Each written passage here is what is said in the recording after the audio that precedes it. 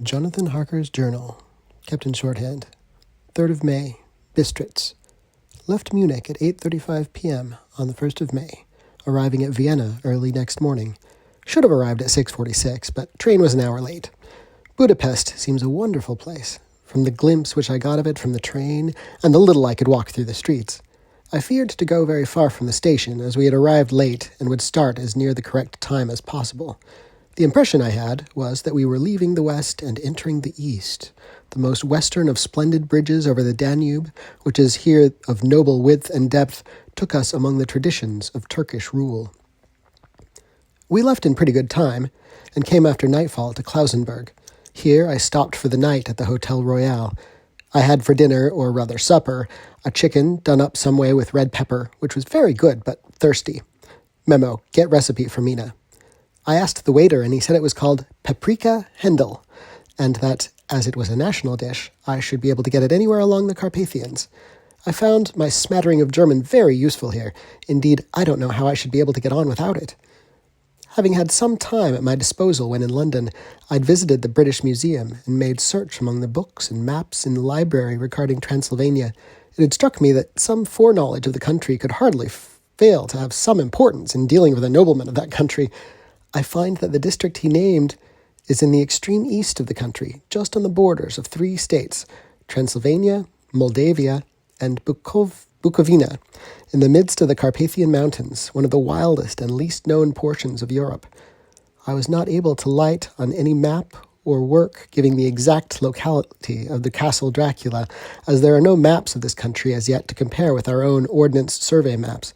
But I found that Bistritz, the post town named by Count Dracula, is a fairly well-known place. I shall enter here some of my notes, as they may refresh my memory when I talk over my travels with Mina. In the population of Transylvania, there are 4 distinct nationalities: Saxons in the south, and mixed with them the Wallachs, who are the descendants of the Dacians, Magyars in the west, and Szekelyes in the east and north. I'm going among the latter, who claim to be descended from Attila and the Huns. This may be so, for when the Magyars conquered the country in the 11th century, they found the Huns settled in it.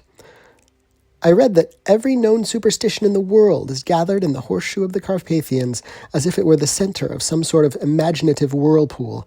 If so, my stay may be very interesting. Memo, I must ask the Count all about them. I did not sleep well, though my bed was comfortable enough, for I had all sorts of queer dreams. There was a dog howling all night under my pillow, which may have had something to do with it, or it may have been the paprika, for I had to drink up all the water in my carafe and was still thirsty.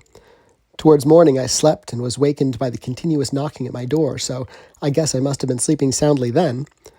I had for breakfast more paprika, and a sort of porridge of maize flour, which they said was mamaliga, and eggplant stuffed with forcemeat, a very excellent dish, which they call impletata. Memorandum, get recipe for this also. I had to hurry breakfast, for the train started a little before 8, or rather it ought to have done so, for after rushing to the station at 7:30, I had to sit in the carriage for more than an hour before we began to move. It seems to me that the further east you go, the more unpunctual are the trains. What ought they to be in China? All day long we seemed to dawdle through a country which was full of beauty of every kind. Sometimes we saw little towns or castles on the top of steep hills, such as we see in old missals. Sometimes we ran by rivers and streams which seemed from the wide stony margin on each side of them to be subject to great floods. It takes a lot of water and running strong to sweep the outside edge of a river clear. At every station there were groups of people, sometimes crowds, and in all sorts of attire. Some of them were just like the peasants at home, or those I saw coming through France and Germany with short jackets and round hats and homemade trousers, but others were very picturesque.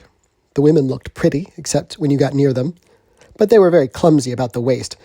They had all full white sleeves of some kind or another, and most of them had big belts with a lot of strips of something fluttering from them, like the dresses in a ballet, but of course there were petticoats under them. The strangest figures we saw were the Slovaks, who were more barbarian than the rest, with their big cowboy hats, great baggy, dirty white trousers, white linen shirts, and enormous heavy leather belts nearly a foot wide, all studded over with brass nails. They wore high boots with their trousers tucked into them and had long black hair and heavy black mustaches. They're very picturesque, but do not look prepossessing. On the stage, they would be set down at once as some old oriental band of brigands. They are, however, I am told, very harmless and rather wanting in natural self-assertion. I was on the dark side of twilight when we got to Bistritz, which is a very interesting old place. Being practically on the frontier, for the Borgo Pass leads from it into Bukovina, it has had a very stormy existence, and it certainly shows marks of it. 50 years ago, a series of great fires took place, which made terrible havoc on 5 separate occasions. At the very beginning of the 17th century, it underwent a siege of 3 weeks and lost 13,000 people, the casualties of war proper being assisted by famine and disease. Count Dracula had directed me to go to the Golden Crone Hotel, which I found, to my great delight, to be thoroughly old-fashioned, for of course I wanted to see all I could of the ways of the country. I was evidently expected, for when I got near the door, I faced a cheery-looking elderly woman in the usual peasant dress, white undergarment with long double apron, front and back, of coloured stuff fitting almost too tight for modesty. When I came close, she bowed and said, "The Herr Englishman?" "Yes," I said, "Jonathan Harker." She smiled and gave some message to an elderly man in white shirt-sleeves who had followed her to the door. He went, but immediately returned with a letter. "My friend, welcome to the Carpathians. I am anxiously expecting you. Sleep well tonight. At 3 tomorrow, the diligence will start for Bukovina. A place on it is kept for you. At the Borgo Pass, my carriage will await you and will bring you to me. I trust your journey from London has been a happy one, and that you will enjoy your stay in my beautiful land. Your friend, Dracula."